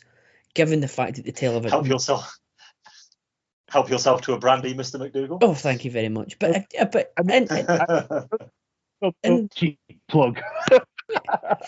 In all seriousness, before at that point in time, Extreme 3-Way Dance didn't exist because there was no means of getting the stuff that you could watch. Wrestling 20 years ago was really the only podcast that I knew that would do ECW stuff in the depth that you would do, and that's where I've got a lot of my ECW knowledge from. So thank you, Rory, and pass on my regards to Mr. Lacey as well, and Dale, because I know Dale did a lot. I know Dale did a lot of the ECW stuff for a couple of years as well. He lives it every day of his life, more so than even Lacey. the king and the crown prince, I think, is the best way to describe those two. I don't think they dispute those titles very vociferously. Shall we get started? Because I really want to watch this match, because it's one of my favourites. Let's do it. In very simple terms. Yes. So, on the WWE Network, there is the handy timestamp along the bottom on the Peacock. Where unfortunately NBC haven't evolved to that level yet, where you get timestamps. We're looking at we are currently sitting at 1 hour 9 minutes and 15 seconds. So I'll give you a wee bit of time to get there. As we said, Juventud Guerrera versus Rey Mysterio Jr. in a 2 out of 3 falls match. Very Lucha Libre. And I think, going by the Shawnonomics, Ben, that we use on the Pedestal podcast, historical context on this one could be very high, but we could get into that when we go. So that should hopefully be enough time for everyone to get to fire at our networks. So Juventud Guerrera versus Rey Mysterio Jr. from Big Ass Extreme Bash 1996 starts in 3, 2, 1, play. Oh, so we're right into the ring. Not just any old Lucha Libre, but Extreme Lucha Libre. Extreme Lucha Libre. Oh, that's what they called the one night stand match. Ray versus Psychosis was an Extreme Lucha contest. And that font was so 1996. So 1996 to the everything about this is 1996 to the point that I swear that just then Ray and Hooley were spitting tango at each other. Vimto. And just this version of Ray, like, you know, the lack of like muscle definition and all, it's very off-putting.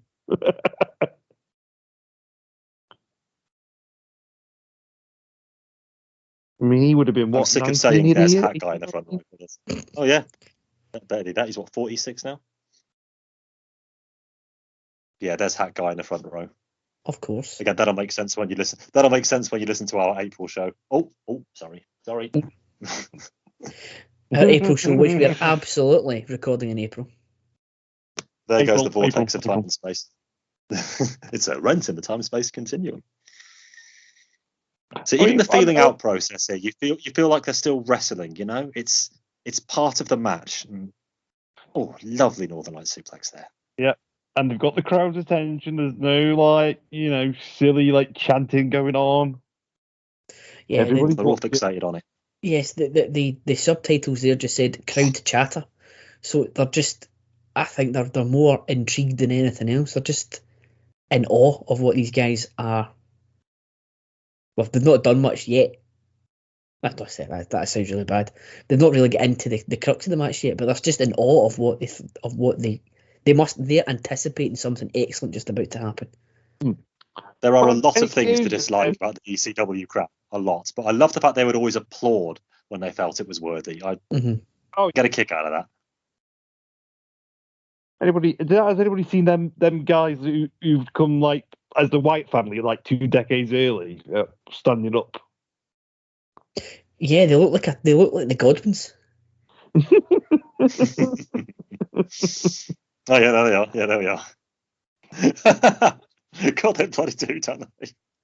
To be fair, one of them is such a hipster. If see if he was doing this in 2022, he's such a hipster because he's wearing an LA Rams jersey. Oh yes. Look at that, bridging out of a bridge is what they're doing there. This stuff is miles ahead of its time, and It's like there's honestly, so much of ECW 96. it's so smooth. This It's still almost works. like they're dancing. Yeah, it is a dance. Nice. Oh, God, there wasn't an ounce of fat on that move at all. That was bang on the money into that Rana and the setup. That was millimeter perfect. so Ray's still a teenager at this point, isn't he? Yeah, I think, like I say, I think Just about, yeah. he's 19 at this point. Hoovy can't be that much older either. In fact, I think Hoovy's younger than Ray, is he not? If not, yeah, I think in my opinion, they're not a kick in the tail off the same age. Oh, bloody hell. here it comes.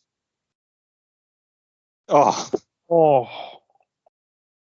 not much room to maneuver there, and they got it right. Actually, got it right. Extreme Lucha Libre in ECW, as the sign says. Quite right. And there's the chant. Yeah, now they're chanting. Paul Heyman says in the Rise and Fall documentary that in addition to all the chairs and the blood and the blood and the chairs and the chairs and the blood and the blood and the violence against women and the blood and the violence against women, the ECW would give you the best wrestling. Mm-hmm. And I tell you what, here in 1996, you're watching this match. Anyway, he wasn't fucking far wrong, was he? Oh no, not at all. But that's what I was just about to say. Like, as much as these guys, they're like baying for blood. There's not. If you look at the crowd, they're, a lot of them are copy and paste of each other. Not much diversity in it. So they're just all, and not much diversity in what they're looking for.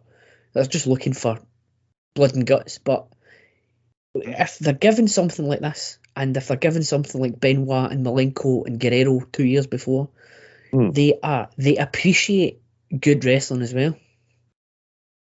Right, guys, I've done the research. I've done the research for you. There's only a month between the two of them. They're both 47. 47. This match was. Their birth. So Hoovy's the older. So November 74. So they would have been 21. 21, 22. So they're older than I thought they were then. There's the first fall. He was so tight on the dragon suplex there as well. He even had his fingers locked against the mat. This stuff really is a craft. It's a craft. Don't let anybody tell you otherwise. I mean, we've watched Faith No More guy in the front row, as I'm also duty bound to say. I didn't say that. So I won't say that in April. There we go. I think I covered my bases well there.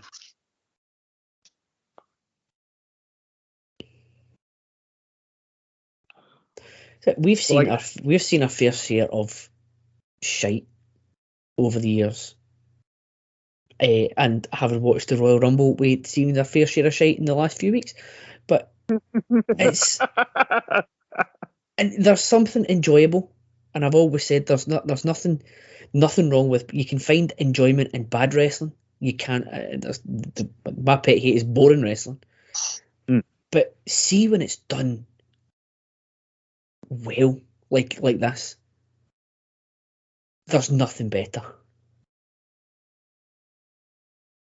And they're allowed to do it as well. Yeah. Oh my god. Oh my Good God. No rains, no restrictions. I think you must be slightly ahead of me because I had a bit of a buffering issue. Oh, now I know what you're talking about. Oh, mama. Oh, my days. Oh my God! Oh.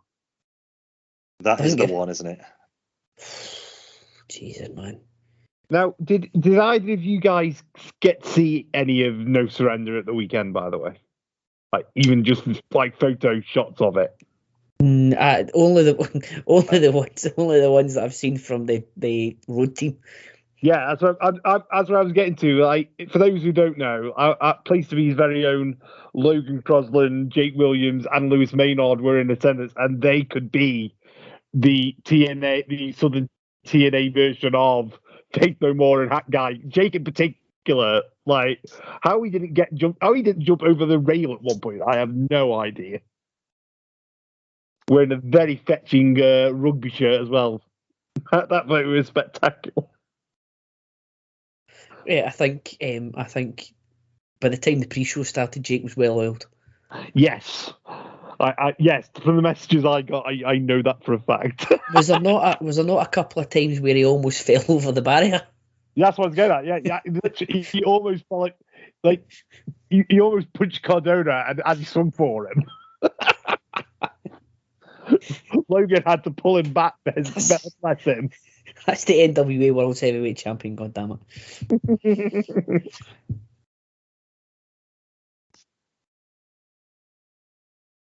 Now, what I was getting at with the thingy, and I want to make a take here, and I want you guys to let me know if it's hot, cold, or indifferent. Okay, but, and I know Paul Heyman says this, and this is another idea. Oh yeah, bugger, Jesus. Oh, yeah. And I know this is one that Paul Heyman says was stolen from him, but historical context. If this match doesn't happen, or say this match bombs,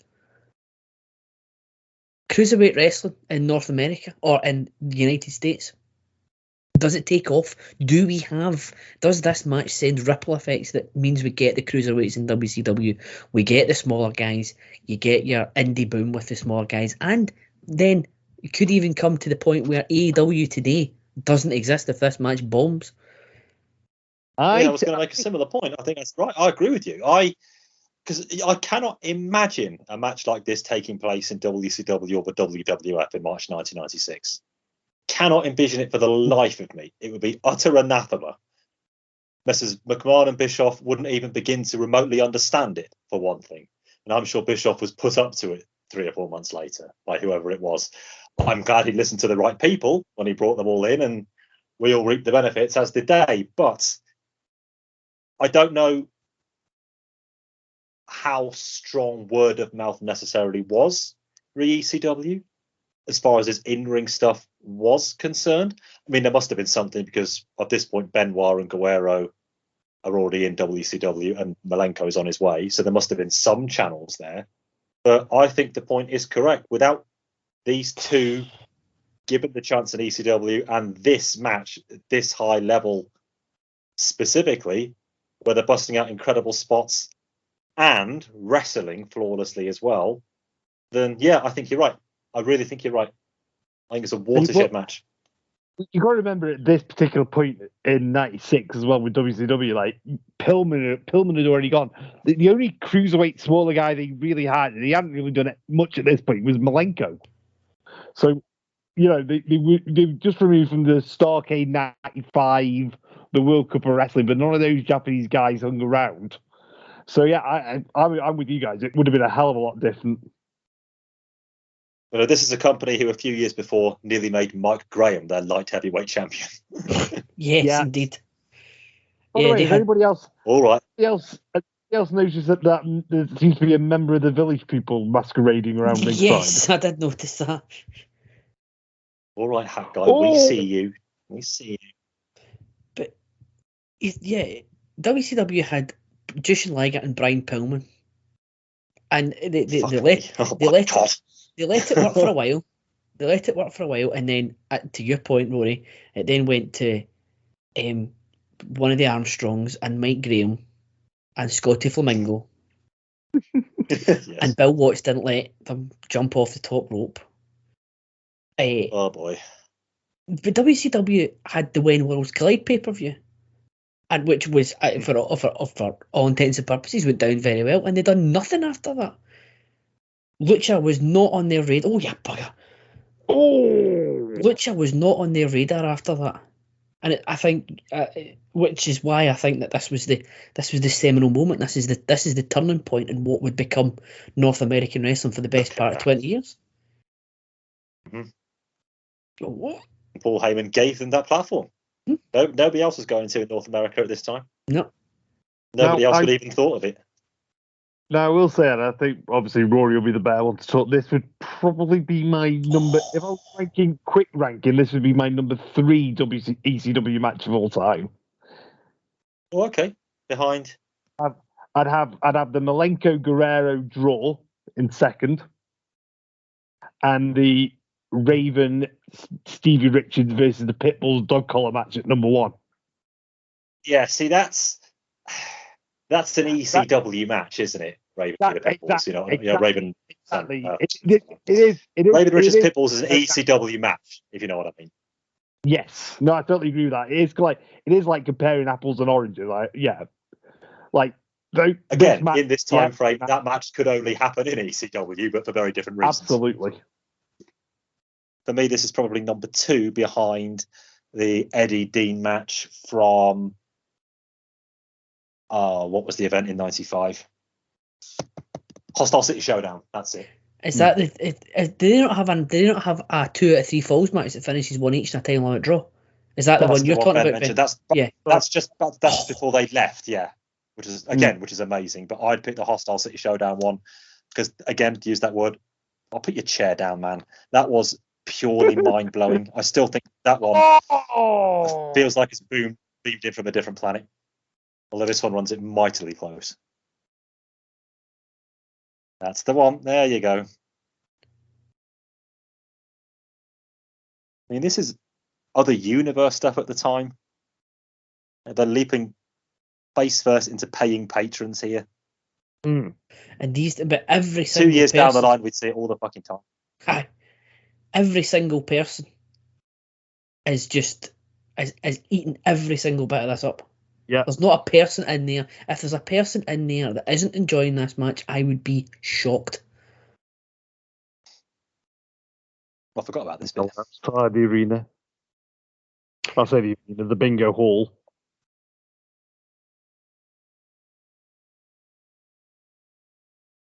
That's a testimonial I'd love to read one day about somebody who actually did attend bingo after ECW. Okay, here's a question then, Rory. Where would this rank like Rey Mysterio matches that you've seen? Oh boy, yeah. Well, he's got quite the palmarès. It simply has to be way up there, doesn't it? Only the Eddie match at Havoc 97. I think that probably takes top honours, only because that took place in a slightly bigger setting, and that's the one that was really stuck its flag in the ground for mainstream North American wrestling embracing this style, with a perfect example of it. So that would probably be my number 1, but this is a hair's breadth behind. That's the thing with Ray. He's looking at his WWE run, some fucking fantastic matches. The one against Angle at SummerSlam is easy top 10, of course. I know Calum had that very high on his GWE list, and he made mine as well. And I know somebody had Ray as their number 1 in their previous GWE Wrestler Top 100. I think I only had him in about the high 20s for WWE, and that's another one though where it's not really, here's the spot, where it's not really his fault, where an extremely consistent TV competitor will always be able to get you to the 3.5 star mark, no matter who he's in with. But even during, say, things like the SmackDown 6 days, which is probably his best run or best possibilities for a run in ring, he didn't have the consistent opponents. Again, that's just circumstance, but I've never seen a bad Rey Mysterio match. I'm not counting the last 2 years when Sonny Boy is coming. If I watched those matches a bit closer and I had seen his eye being gouged out, maybe my opinions might be slightly different. But for anything that counts anyway, the man is a model of consistency. I was going to say, fucking powerful. The poor man's had his eye gouged out, and he's been thrown off a building, for God's sake. Yes. But he's got. I mean, he's got to be up there as like one of the, the dictionary definition of like a compiler in wrestling. Like you say, like TV work and pay per view, you're gonna get three. He's gonna be 3-star match pretty much every time, unless he's in with his son. I mean, if personally, I'd like to say I'd go either the Eddie tag match for his best singles match, or even the Jericho match from the Bash 09. I absolutely love that match. Yeah, that was. I had that in my top 100. That was a great feud, and yeah, the final match capped it. The tag title No match. Mercy 2002 tag match is. Yep, going to say No Mercy 2002. The No Mercy tag match. So it's got a great WWE run. I'm not saying it's chopped liver or anything remotely like it. It's just there are only certain times where it could happen, but when it did, it really did. Yeah. Whereas in ECW and WCW, it would happen even more often. That was a great pick, Calum. What great match. Oh, thank you very much. Yeah, it's great to see that again. Not one of those where I don't need an excuse to watch it, but if there is one, I'll take it. Fantastic choice. Yeah, Still stunner, 5 stars, revolutionary, don't put a foot wrong, rap crowd, all makes sense.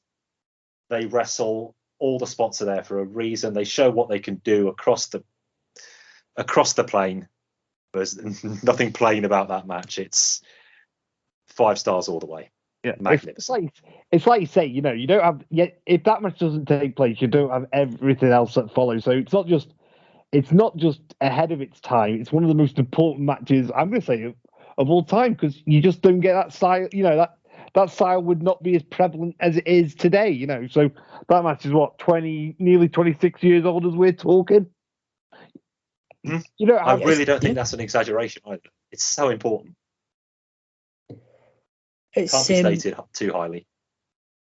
Yeah, I mean, I'm glad I wasn't talking out my rear end when I was saying that this couldn't be.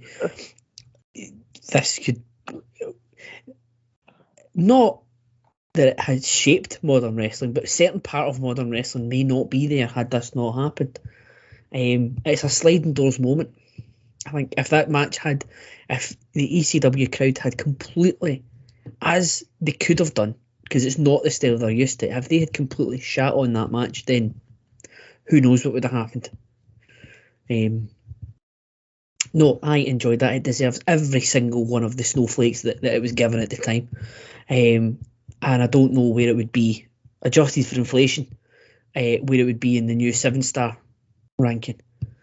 Maybe that's a podcast idea for the future. Scott, Justin, gents, if you're listening, we could adjusted for inflation podcast where we look at we look at all the 5-star matches that are about, or some of the 4 3/4 or 4 1/2, and adjust them for the new 7-star scale, because I think you could watch that. You could put that match in any time and it would still hold up. So it certainly deserves all the stars you could possibly give it. So I thoroughly enjoyed that. So I'm glad that's no longer a blind spot. And I might actually go on and watch the Psychosis match now, because I've got the Psychosis match later on in the year. Not today, but yes, that's something. No, thoroughly enjoyed that. That was wonderful. So I think yes. On that note, gents, I think is that time for us to wrap up. Yeah, shall we? I think call it a day there. We've almost been organised again. We have been almost close enough. As close as we'll ever get, anyway. Apart from Cesaro, you scene-stealing bastard. I know we were having a great show. Everything was going smoothly, and then you have to throw a spanner in the works there. So yes, we'll call it a day there. Ben, what do you have coming up for the good people of Place to Be Nation? Okay, so as of this recording, out Thursday, I think, was the latest episode of Highway to the Impact Zone. We are at our 1 year point of the pod, so we're up to Slammiversary 2005, and our Samoan Lord and Savior has finally arrived. So It's as good as you'd expect it to be. We called it the perfect debut, and it is one of the. Honestly, it's one of. I'm not just hyping it up. It is one of the greatest debuts I've ever seen. Just Samoa Joe. If you're not aware of who I'm talking about. We also on Chicken Salad we had Jenny Smith on, and we're gonna be talking all things Uncensored 95. It's her favorite show of all time. She's very, very passionate about it, and it's one of the. If you know the style of show that Chicken Salad is, it goes in a completely different direction, but definitely well worth a listen. Excellent. So that's you've been working hard on the podcasting this week, Ben. So you'll hear Ben a few times in the next few weeks, as he said there. Sorry about that, guys. Hardest working man in podcasting. A podcast legend who used to be one of the hardest working men in podcasting. Rory, what do you have coming up on the horizon? Very, very little at the moment. My hands are going to be very full over the next few months, in a very literal sense. The Wrestling 20 Years Ago podcast, not that it needs me, still going strong with the rest of our team. So do listen out for our February 2002 show, which should be dropping anytime soon, reviewing No Way Out. And we all know what the first letters of that spell out, don't we? Oh boy, do we ever. And for those who have been asking, towards the end of the year, I will be returning to the loft for senior video. So don't worry, it's only on pause at the moment. I haven't pressed stop, haven't filed it away. It's not in the yellowing box just yet. There will be a special Wrestling 20 Years Ago podcast show coming up in a few weeks' time, which I will be hosting, WrestleMania quiz. And you might think that the questions would only be taking in WrestleManias from our timeline. Well, that's what the rest of our team currently think. Should I stroke you evilly while you're doing that? I think it's going to fit very well indeed. They better do their research, is all I'm going to say. To a man, they're all pretty much almost like I would be, in all fairness, if I was on the other side. So I was sat in the black chair myself. Anything up to WrestleMania 23, possibly 24, is where the real blind spots kick in. But for the benefits of research, I've been able to do that by asking questions. So listen out for that in a few weeks' time. Excellent. We look forward to your turn, but obviously, understanding why you're taking the hiatus. Well deserved as well, given the grind you've been on for the last few years. So I hope you enjoy it. I hope you get as much sleep as humanly possible. For me, as this goes out, yesterday there was a new episode of NWA Crock and Roll, where I was in the hot seat this month for the last two episodes. Sean was had a prior engagement, so he handed over the reins to me for the next two episodes. He thinks he's getting the reins back, but I've become a bit power hungry.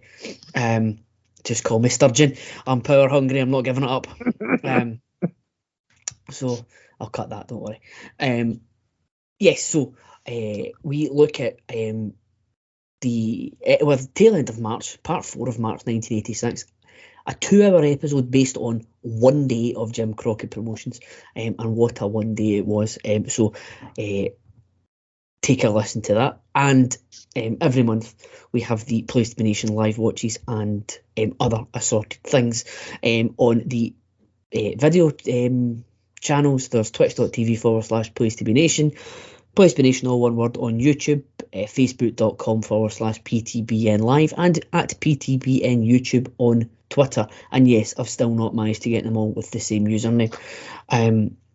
So if you could follow, subscribe, like, whatever the terminology was on those channels, that would be greatly appreciated. So all that's left to say is thank you once again for listening in. Hope you enjoyed the show. Please let us know, as I said, please let us know what books you recommend, and we'll see if we can take a look at them at some point and feedback. As Rory says, he's got a wee bit more free time in his hands coming up. Well, time. We're not free. He's got time.